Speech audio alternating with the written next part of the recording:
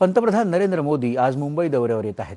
गोरेगाव इथल्या Nesco exhibition centre इथं आयोजित इंडिया मेरीटाईम वीक 2025 या सागरी सप्ताहामध्ये मेरीटाईम लीडर्स परिषदेत सागरी क्षेत्रातील आघाडीच्या नेत्यांना ते आज संध्याकाळी संबोधित करणार आहेत।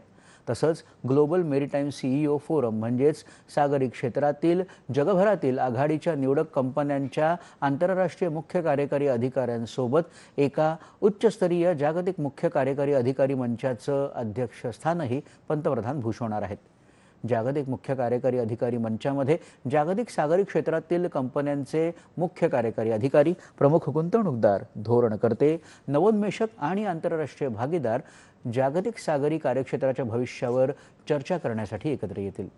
शाश्वत सागरी विकास, लवचिक पुरवठा साखळी, हरित नौवहन आणि समावेशक नील अर्थव्यवस्था धोरणांवर संवाद साधण्यासाठी हा मंच एक प्रमुख व्यासपीठ म्हणून काम करेल।